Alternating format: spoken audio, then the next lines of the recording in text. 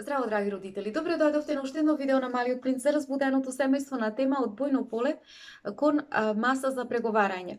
Стравот, емоционалното условување, тешкотијата да се ослободиме од родителскиот транс не наведува да се плашеме како родители, да стравуваме, да ги третираме децата еднакви со нас. Се разбира, децата не се еднакви по искуство со нас, иако често пати знаат тие да бидат позрели од нас, меѓутоа децата се еднакви во нивните желби да бидат суверени суштества, суверени поединци со глас кој што е многу јасен и кој што може да биде многу моќен кога тоа е потребно. Меѓутоа, кога ги негираме нивните суверени желби, ние влегуваме во битки со нив, а кога ќе успееме да се откажеме од нашата желба да бидеме супериорни, тогаш можеме да склучиме едни реципрочни договори со нашите деца и при тоа да бидеме целосно свесни дека поединецот најдобро функционира кога ќе се чувствува дека е доволно слушнат, доволно виден, доволно потврден и доволно разбран. И токму кога разбираме ние кои се жалбите на нашите деца, веднаш преминуваме од неволни учесници да влезнеме во едни живи партнери во односот со нашите деца.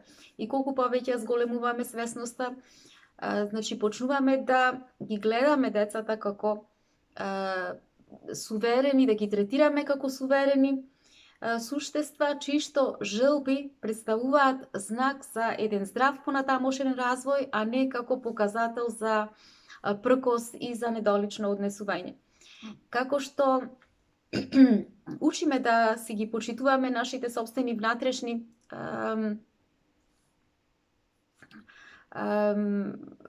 желби, така исто сакаме и тоа да го правиме со нашите деца. И колку повеќе стануваме посвесни, толку природно дозволуваме гласот на децата да биде слушнат, да биде јасно артикулиран и наместо ние да брзаме да му кажуваме не во духот на отпорот, ние настојуваме да ги видиме и да ги вклучиме во една атмосфера на прифаќање. И наместо ние сега да навлегуваме постојано во борба за моќ, значи во борба за моќ заради авторитет од наша страна, сега ние почнуваме да бараме едни поконструктивни начини да родителствуваме со децата.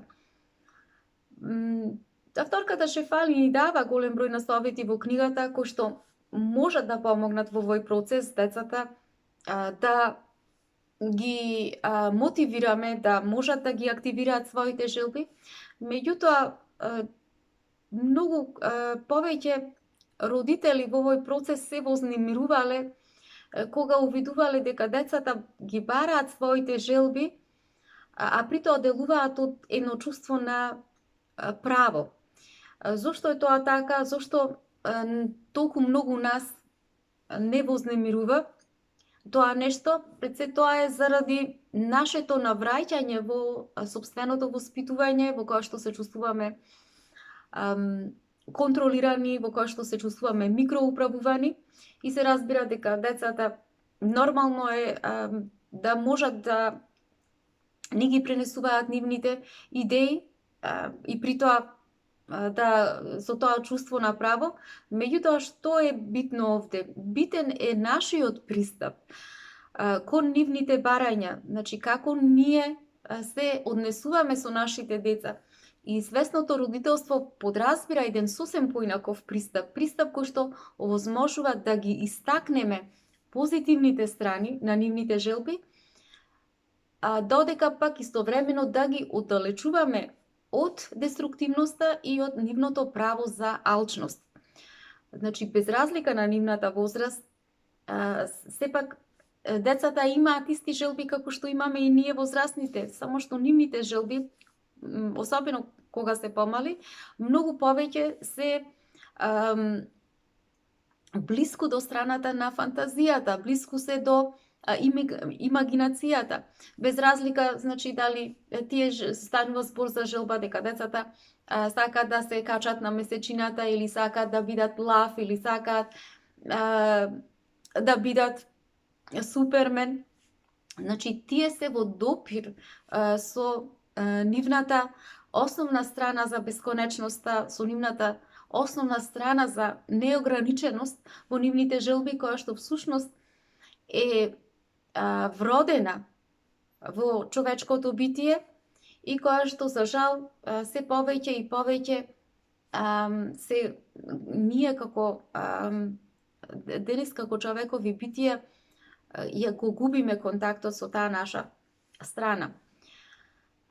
И затоа многу родители се плашат да не му дозволат на своите деца да можат да ги изразат своите желби, затоа што мислат дека тоа нешто ќе ги доведе децата само да знаат да влезат во уживање, дека да бараат нереални очекувања и дека на крајот нивните животи ќе влезат во еден бродолом. Идејата дека нашите деца имаат право да создаваат свој живот за себе, може да биде загрозувачка токму поради тоа за родителите, затоа што ние не сме навикнати, немаме тенденција таква да им даваме право на нашите деца да се изразуваат себе си, да ги изразуваат своите желби, исто на начин како што и ние бараме нашите желби да бидат исполнети, затоа што се плашиме дека ако им дадеме премногу моќ во таа смисла, тоа сето ќе им удри во глава и токму поради тоа разбирливо е зошто родителите се многу резервирани по основ на ова прашање. Меѓутоа, каде е замката? Каде е проблемот? Вредноста на децата не лежи во она што тие ни го кажуваат, туку вредноста лежи во она што тие ни го откриваат за нас. Дека ние не сме доволно цврсти, дека ние не сме доволно центрирани, дека не сме ние доволно стабилни во нашата суштина, во нашата суштественост. Односно, дека ние немаме доволно јако чувство на собствено самозајакнување. Затоа што доколку би имале, ние не би се чувствувале загрозени од страна на нашите деца, туку напротив, би се чувствувале многу среќни, многу моќни, затоа што тоа чувство на самозајакнување, кое што кај многу родители недостасува, ни овозможува да ги поддржуваме децата секој пат кога ги изразуваат нивните желби, за да му помогнеме на децата да можат тие да влезат, да си создадат свој собствен свет во кој што тие ќе ги изразуваат своите желби и понатаму ќе можат да видат кои се нивните најзначајни, највистински желби со цел да ги остварат во својот живот. И за ова собствено самозајакнување, значи, може би ќе бидат потребни години напорна работа, пред секако возрастни да можеме ние да најдеме начини како да си ги исполниме своите собствени желби, барем дел од тие наши желби, затоа што способноста на нашите желби за да ги сонуваме е клучно за да можеме да останеме во контакт со нашата способност за да ги реализираме тие желби. Така и децата, значи, тие сонуваат и имаат способност да можат да ги реализираат своите вистински, значајни желби. Меѓутоа, ако ние не ги активираме овие верувања кај нашите деца, во нивната моќ да можат да создаваат свој собствен живот, неизбежно ние го изфрламе, го отфрламе нивното чувство дека тие можат да ја последуваат својата животна судбина. И авторката Шефали ни дава неколку прашања со кои што можеме да се вклучиме во диалог со нашите деца со цел да им помогнеме да можат да ги изразуваат тие желби. И најзначајни прашања се, кои што треба на децата да им ги поставуваме се: прво, каков ден си замислуваш утре? Второ, како можам да ти помогнам да го оствориш твојот план за утре? Трето, во кои делови од твојот план најмногу можам да ти помогнам? Четврто, дали чувствуваш дека успеа барем една желба денес да си ја оствариш од твојот план. Петто, како чувствуваш дека ти си одговорен и задолжен за твојот живот? Шесто, кои делови од твојот живот ти се допаѓаат и зошто не ти се допаѓаат? Седмо, како да ти помогнам да преземеш поголема собственост на твојот живот? Значи, кога ние на ваков начин се вклучуваме во диалог за желбите на нашите деца, тоа не значи дека ние им се пропуштаме на барањата на нашите деца. Тоа само значи дека ние го потврдуваме фактот дека нашите деца имаат право да ги изразуваат своите желби. Сега можеме да го видиме преку неколку примери, авторката Шефали нима дадено, како тоа изгледа во реалноста. Првиот пример, кога детето му вели на родителот сакам нов пар на чевли. Родителот одговара. Тоа е одлична идеја, одлична желба, меѓутоа јас во овој момент не можам да ти го исполнам ова барање, не сум во можност да ти купам нови чевли, меѓутоа можам да те поддржам во твојата желба и за да направиме еден план како да можеме таа твоја желба понатаму да ја реализираме. Втор пример. Детето вели, сакам да ја обојам косата, меѓутоа сакам сега да ја обојам и тоа во плава боја. Родителот вели, плавата нијанса на косата е навистина прекрасна, преубава боја. Посакувам и јас да имам толкава храброст да можам да ја обојам косата во таа боја, меѓутоа знам дека после неколку денови ќе се предомислам.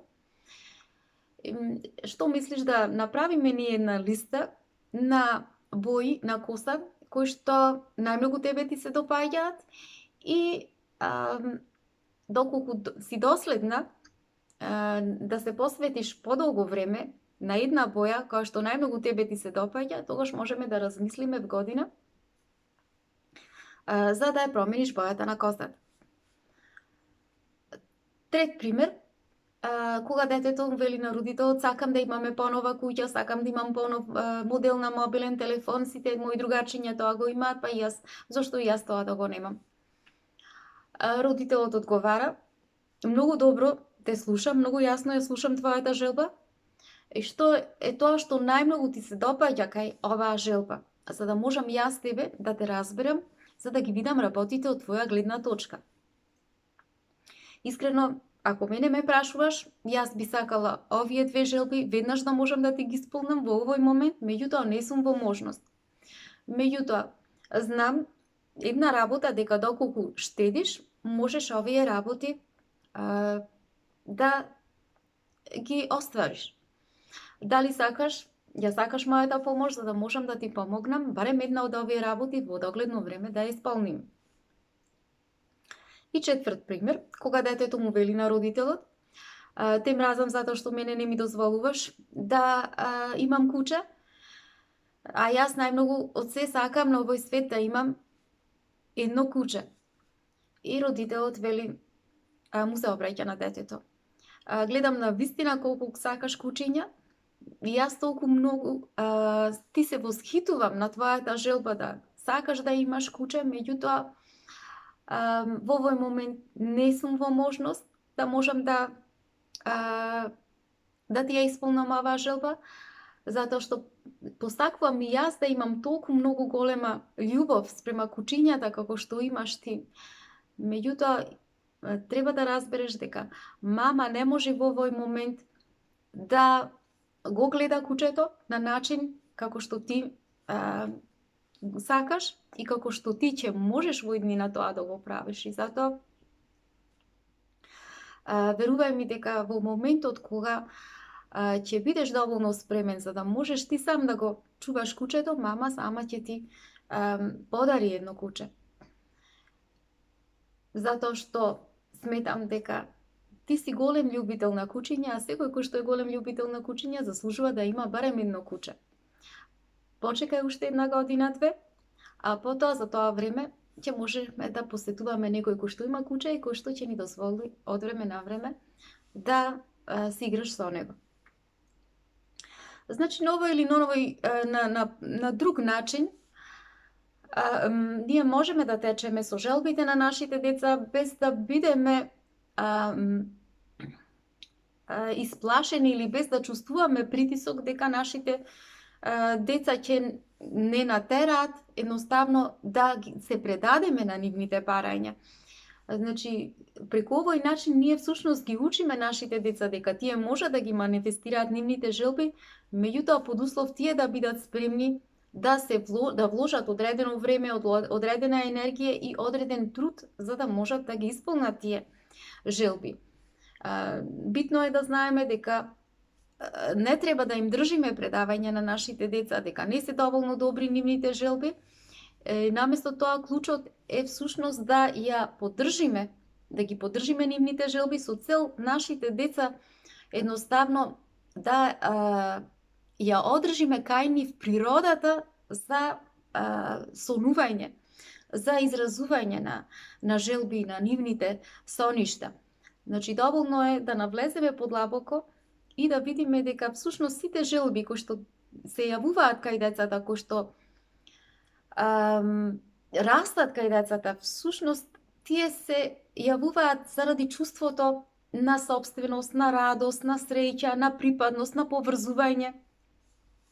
Значи, затоа велиме дека пристапот да се поддржуваат желбите кај децата, наместо постојано да се зборува за нив, всушност овозможува децата да се чувствуваат многу безбедни кога ги изразуваат своите желби, а исто така да се чувствуваат дека се почестени, бидејќи во моментот кога значи создаваат фантазии за своите соништа.